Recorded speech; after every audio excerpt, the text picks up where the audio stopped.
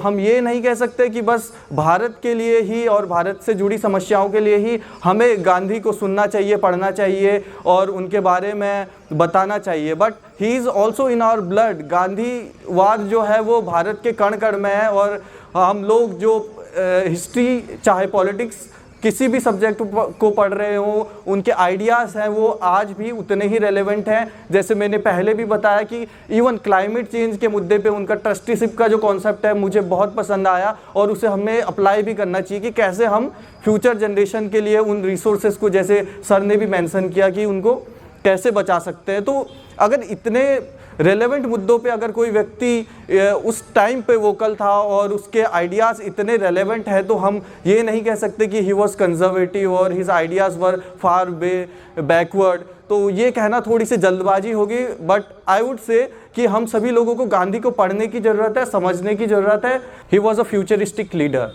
उनका रेलेवेंस हम यहाँ से समझ पाते हैं कि उनके बारे में हमारे सिर्फ इंडियन लोग ही नहीं लिखते हैं, बल्कि फॉरेनर्स भी उनके बारे में लिखते हैं। जो लुइस फिशर हैं उन्होंने उनके बारे में लिखा है, डेविड हार्डीमैन उनके बारे में लिखते हैं। और मैं कोट करूँगा उनकी कुछ लाइनों को, ऐसे you can destroy, you can chain me, you can destroy me my body, you can torture me, but you can't destroy my mind और you can't imprison my mind. मतलब जो उनकी लेगेसी है, उनके जो थॉट्स हैं, उनको हम लोग डिस्ट्रॉय या कोई भी डिस्ट्रॉय नहीं कर सकता, चाहे वो गवर्नमेंट किसी भी फासिस्ट हो, चाहे कम्युनिस्ट हो, कोई भी उनको डिस्ट्रॉय नहीं कर सकता। और सबसे बड़ी बात मैं ये बताना चाहूँगा, because he is relevant, because he has presented an alternative to the ideologies which were present there or now।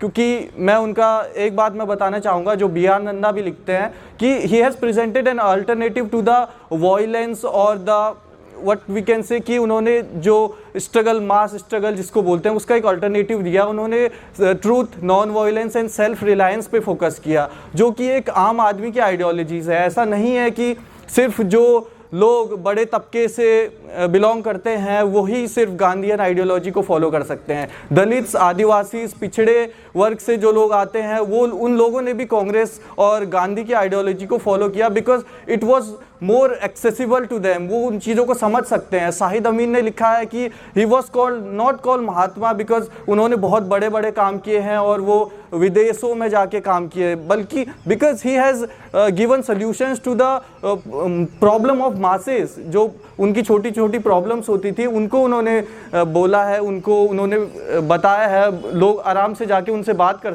सकते थे, इस वजह से वो रेलेवेंट है। और बाकी I would like to add one more thing, because on 16 June 1947 he has said कि जो लोग बोलते हैं कि गांधी और अंबेडकर दोनों अलग अलग विचार हैं, मैं ये कहना चाहूँगा कि उन्होंने बोला था कि मैं चाहता हूँ कि स्वतंत्र भारत का जो राष्ट्रपति रहे वो एक दलित व्यक्ति रहे, दलित कम्युनिटी से रहे, और स्वतंत्र भारत में दलितों का भी वही स्थान रहेगा, दलितों, पिछड़ों, आदिवासियों का भी वही स्थान रहेगा जो किसी अपर बैकग्राउंड से आने वाले व्यक्ति का रहेगा।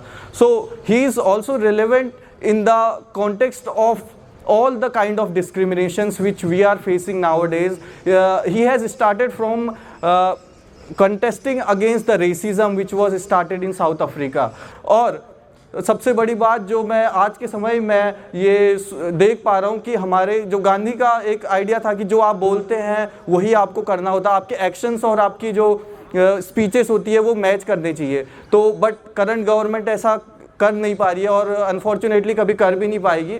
देश से इक्वलिटी, फ्रेटर्निटी, जो भी चीज़ें वो बोलते हैं, but there is not anything which looks like they are sinking और जो मैच कर रहे हैं। तो इन चीज़ों के लिए भी मैं आप सभी लोगों को कहना चाहूँगा और सभी लोगों का धन्यवाद करूँगा। NSUI JNU की तरफ से मैं Manish CHS PhD first year का स्टूडेंट हूँ, तो आप सभी का बहुत बहुत धन्यवाद। मैं अपने NSUI की टीम की ओर से आप सभी का धन्यवाद करूँगा और थैंक्स टू स्पीकर्स कि आपने अपना बहुमूल्य समय हमें दिया और हमारे छात्रों को इस मुद्दे पे जागरूक कराया। और मैं चाहूँगा कि आगे भी आप लोग हमारे बीच में आते रहें और अपना ज्ञान हमें देते रहें और हमारा मार्गदर्शन करते रहें। तो धन्यवाद।